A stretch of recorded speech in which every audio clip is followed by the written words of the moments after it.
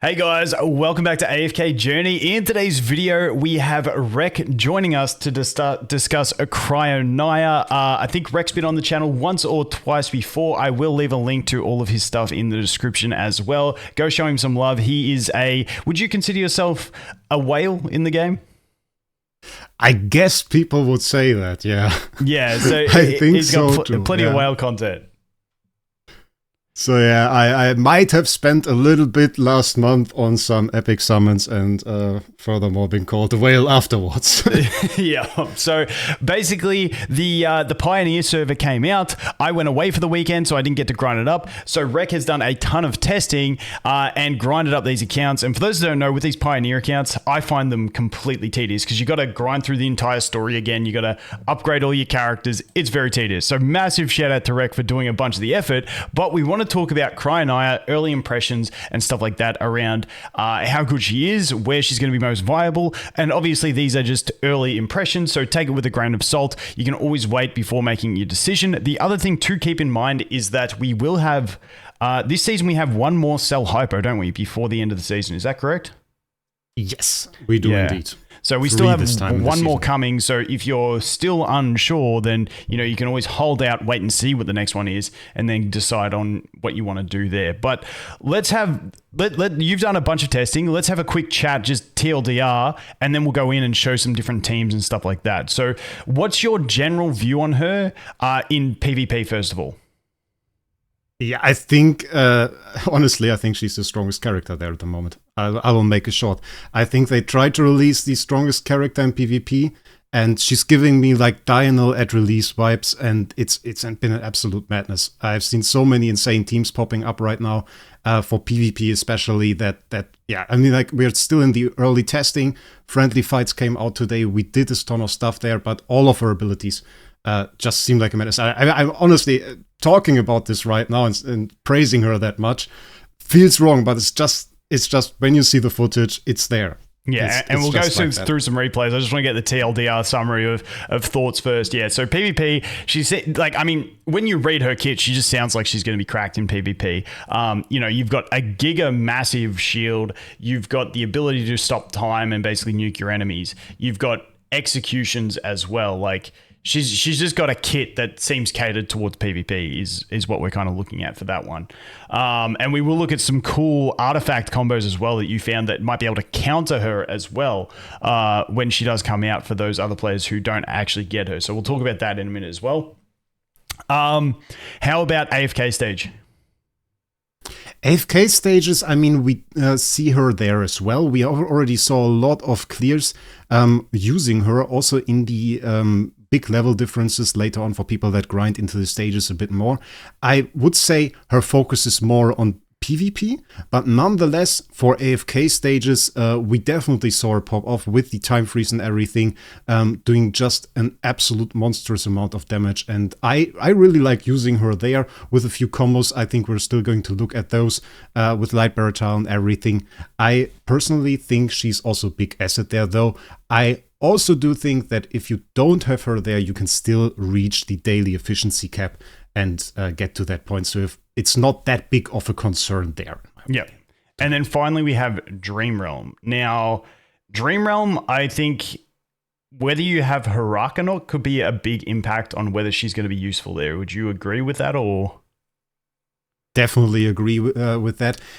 We have seen her pop up there in different lineups. People started using her at the beginning, but the problem really was when she starts really to chain ult, especially if you combine her with twins, at that point you lose all your time because she only freezes time for 30 seconds into the battle, and that will be used up after just like 2.5 of her ults, and at that point time keeps running, and the problem is she freezes all of her teammates. She will be the only acting hero, which can be quite, well, a problem there. With the Harak lineups, we then used her as food for Harak because she has this insane 60% attack buff that she can give herself after first ult, and that makes her prime food for Harak at that point, which is, I mean, it feels like she's abused there a little bit at that point, but okay, prime food for Harak, that's what it is. Yeah, so at this stage, like a lot of people look to Dream Realm viability, where they look to pulling a character, and at the moment, like even with Harak, we don't know if she's going to be like the next level, but that is definitely her best performance. It obviously could come out that she does have other viability, but the problem is when she ults, she stops everyone, and yes, she does get 30 seconds of time extension, but she's going to stop everyone else for much longer than those 30 seconds, and you basically just lose your whole team. So Harak, yes, viable. Whether she's best in slot remains to be seen. We obviously, once it goes to global servers, we get a lot more people testing, and you see a lot more results. But yeah, at this stage, if you don't have Harak and you're looking to pull a character based on Dream Realm, then I would probably hold and wait and see if someone finds out some other strategy that can make her work and, dominate in the Dream Realm. Because at the moment, it seems like she's there as Harak food just because of that. The one benefit she has, which is extending by 30 seconds, also is a negative because she stops everyone else for longer than that 30-second period. So yeah, exactly. And sorry, what were you going to say? Yeah, we were hoping that this was like a thing that she just stops time for the enemy, but obviously that would have been a little bit too overpowered. Yeah, that would have been busted. I want to add, we haven't seen all bosses yet. So that is true. Yeah, obviously that's the thing. But yeah, when you just look at the way she works, it feels like it's not going to work. But once again, you got to get through all bosses before you can do that. Now, let's talk PvP first, because that's the area that she shines.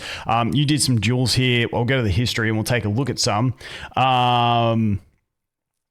A massive shout out to Atraxi as well for doing all this testing with you. Atraxi is another content creator. I'll leave links in the description for them as well.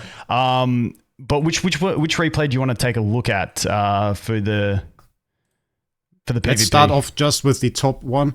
That is a very interesting combination that was found out there between our newest artifact, basically, that was just already today live on Global. Have to add to that. There is the thing with the gazettes. With the gazettes, if you own one of the monthly gazettes, you're 1 week ahead in the season drops. If you don't have one, then you didn't get this artifact today. But if you have one, you got it. And Storm Strike spell is an insane artifact that is going to be meta, in my opinion, in a lot of PvP game modes. What it does is when enemy loses a certain amount of HP, you hit the enemy with a Storm Strike that does a % damage of your team's attack in magic damage. And you combine that with the Graveborn faction skill, which seizes the soul of one enemy, or if you have the 2-tile version, then 2 enemies, immediately does a ton of damage to them and triggers the Storm Strike spell, which can immediately take out enemies on the enemy side. And in this specific fight that we are going to watch, the enemy we are taking out is actually Cryonaia. You can see her there at 0 damage, 0 heals. And she will be gone in the first second of the fight, which is the madness of the Storm Strike spell Graveborn combo. And that's the big this thing is basically what helped us with this Pioneer server. You're seeing everyone just testing out Cryonaia. She's very strong, so you're seeing her in every team. So now it's come to how do we counter her specifically. So I'll hopefully this is on 1x speed. If not, I'll try and slow it down as quick as I can. It's on 1x speed now. So did we even get to see it? No, I'm gonna restart. Like I'm gonna restart. Wait, exit replay. Let's go back into it. Yeah, that's how quick it is. So watch the enemy team's Cryonaia when we jump into this. So let's go here. Replay. She's up here and she's dead already. It's just, it's insta kill. Like that is very fascinating. Obviously we are using the Dunlinger as well in this one, which isn't going to be viable for a lot of people, but that combo of the big nuke along with the artifact is actually incredibly strong. Now, obviously this can't be used in standard arena. No. So, standard arena, you're going to have to find other workarounds as well. I think she's going to be a bit harder to counter over there, but this is like a nice, cool option. Is there any other good PvP replays that you have that just show the power that she has? Because that's more about, that replay is more about showing the enemy get crippled from the very start. We can do a live attack on Atraxi. I'm not sure if I have a replay there with the thing, but I have a formation setup that we could do with the Star-Lord team, which was the other nice person there. Greetings to Star-Lord from Yapala and the Fight Club. Massive shout out Star-Lord. Yeah, all right, sick. Yeah. Let's take a look. And that is a wilder version for Cryonaia, where we're using Dunlinger This one is vulnerable to the Graveborn stuff that we just showed. Star-Lord replaced Damien with Tazi to counter that. We don't have to talk about this right now. But the interesting thing here, and what we use, is actually Lorsan. Lorsan has this damage link ability, and in this situation, it's actually kind of perfect because we link Tillene with Cryonaia, and that will actually take damage from the Tillene that we deal to the Tillene, and we'll bring that to Cryonaia and actually trigger Stormstrike spell as well. Yeah. So Lorsan this season with Stormstrike spell more viable than we actually assumed. It's kind of interesting. The one question I have is a lot of these are using Dunlinger, which I'm going to say 99% of players don't have Dunlinger. Is there a reasonable replacement for Dunlinger? Like, are we looking at Pesto if you have him? Are we looking at Thorin? What would be a more realistic option for people? I think, honestly, if you just have Dunlinger, if you just don't have Dunlinger, then replacing him with any other support could be fine. Just going for a little bit more haste on the Cryonaia, because the situation will be very different once we are on global server. Many players don't have that, including Wales. Personally, I only have him at Supreme Plus, which will not be enough to go into endgame PvP for my account with him. Yep, definitely. Which means I think he will be taken out of the equation at that point for most fights. Let's take a look anyway. Let's take a look and see how we go. Let's is it 1 time speed? Yep. Okay, perfect. Dude, that Tailing getting absolutely shredded straight off the bat. And there she goes. Boom. You saw the lightning strike and just absolutely melted. That's super powerful. Yeah. Now, do you think what do you think is going to be like a team for her in standard arena? Is it just similar stuff, but obviously they can't, like, I mean, she's probably going to be more powerful in standard arena because you can't snipe her. So, like, there's less checks to her. Yeah, the sniping is an interesting story in Standard Arena. I mean, there are ways to snipe in Standard Arena, just not like this. If we are looking at heroes like Rhaenyra abusing symmetrical positions to attack the enemy, I don't think I have a proper setup right there where we can really show the snipe. Arena's a bit scuffed because in these servers it's all scuffed. But yeah, I think nonetheless she is going to be definitely viable there, and teams will just evolve over time, and it's really going to depend on what you have. But shall we jump into Dream Realm next, and then we'll jump into some AFK stages? So we were doing some experimenting here. This is awesome. Obviously today we got half an hour to reset, but we're not too stressed. You can see this is the most Giga Whale team you will ever see. So once again, I think if at this stage, from what we can see, unless someone finds something brilliant, you're going to need at minimum Harak to make her viable in the Dream Realm. Is that pretty much what we're looking at? Yeah, in Endless, I think this is mostly the case at the moment. Atraxi was experimenting with Harak and Harak eating Cryonaia there.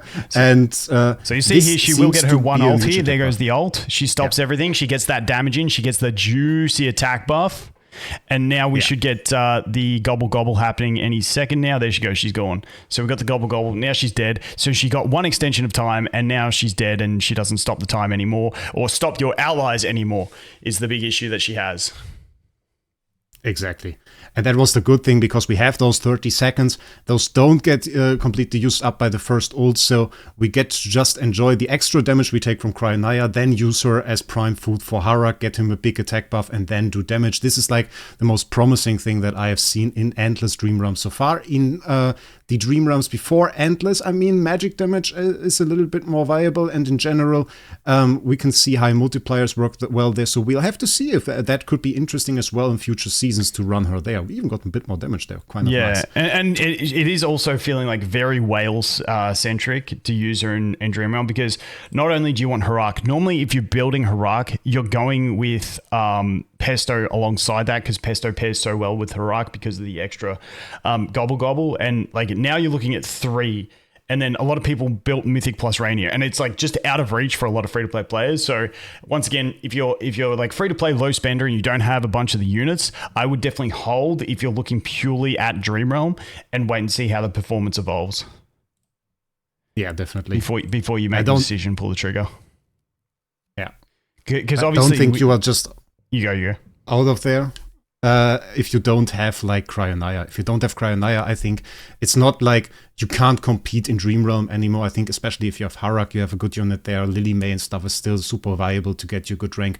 So it's not like it just went to the next level in terms of whaling. Yeah, and I mean, like, we just got the twins as well, which in Dream Realm are still amazing in just about every fight of Dream Realm. And we do have one more Cell Hypo coming, so feel free to just hold out, sit tight, and make your decision at the end. But let's jump into AFK stages. Now, we're looking at a very interesting one you told me about, which I absolutely love. This requires the talent trials as well, using the Light Bearers. I'll let you explain what happens with Hogan. Okay, so basically when Cryonaia does her ult, every ally gets frozen.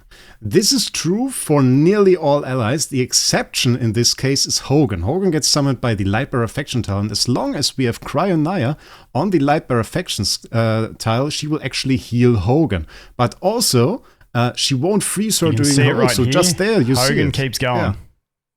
It keeps going. And that is a big thing, actually, because usually the enemies will ignore all your allied units during the fight when her ult is active. So they will run straight to her, which is the intended mechanic to stop her ult, because once they break through her shield, her ult will be stopped. So that is usually the thing. But if you have Hogan on the board, then those enemies will instead attack Hogan, and he gets healed by Cryonaia, keeping her safe and also preventing the enemies from moving into your lineup and in there potentially destroying your support heroes that are otherwise protected by a tank, because they would run past Luca there, for example, but not past Hogan because he's active. Yeah, so it's like the Hogan basically negates the one check that they had to her ultimate. Like the one balancing factor of her ultimate was that enemies would run straight to her to destroy that shield so that she could stop her ult. But now you got Hogan who just sits there and now they can't attack her. So you're guaranteed max value out of every ult that you use with her. Yeah. And he has huge HP. Yeah. Hogan has super huge HP. He doesn't do a lot of damage, but he has huge HP. So he usually would be defeated last in such a scenario. And in this case, he won't be defeated at all. And once again, obviously with her execute, you can see the mark. It's very not obviously the exact same, but very similar to the way Odie's mark works for the execution threshold as well. Yeah. So yeah, I mean, I think she's a really cool character for the AFK stage as well. Once again, I agree with you, especially now that they have the limiting side. If you are tell me what you think about this. Like, I feel like if you're someone who really pushes, you'll be able to push without her anyway. And if you're someone that likes to play more casual, maybe she might make autoing a little bit easier. But then again, you still have the really strong control teams that can just churn on auto as well, especially if you went for twins instead. And, you know, you're going like the Iron Olmus Arden twins combo where you can basically infinitely lock out. Aside from enemies that obviously have immunities and stuff like that, you do have some other easy auto options. So I think she's strong in AFK stages, but not necessary. Like, she's not making you accomplish things that you otherwise will never accomplish to the extent of the limitations of the game that are set by the, you know, AFK stage cap and stuff like that.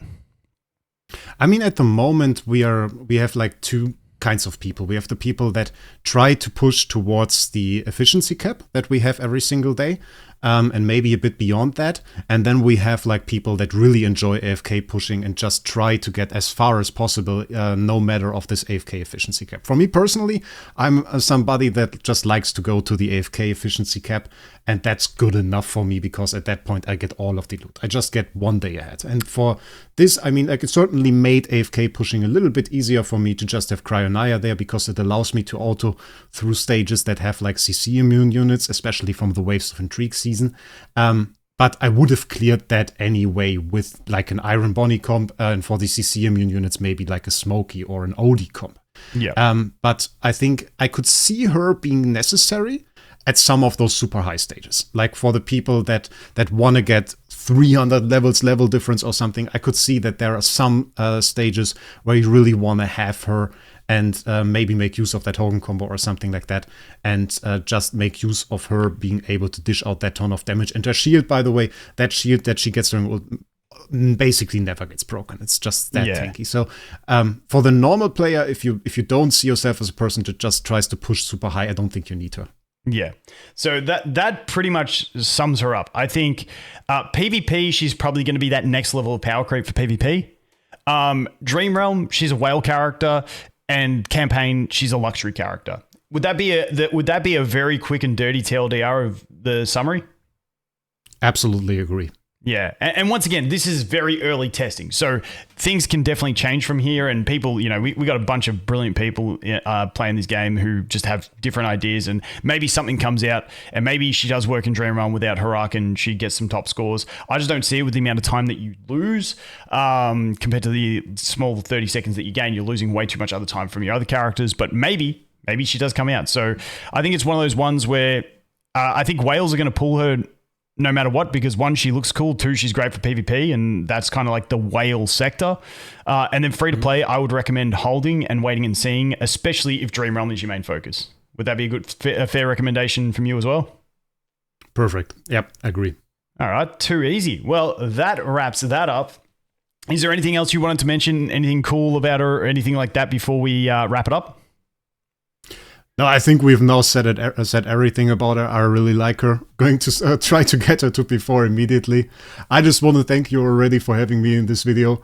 Definitely was a blast. Enjoy doing the videos with you. And yeah, for me, that's it. Thanks. Yeah, and once again, go check out Rek. I'll have his stuff in the description. Great bloke. Once again, doing some of the stuff that I can't touch on, which is the more the whale-oriented stuff. So definitely go check him out. He's definitely, especially if it's a character you like, you're going ham on them, getting the paragons and doing plenty of testing. So once again, shout out to you for coming on, man. Really appreciate it. Thanks. And as always, guys, thanks for watching. Hope you have an awesome day, and we'll look forward to seeing the next one. Cheers.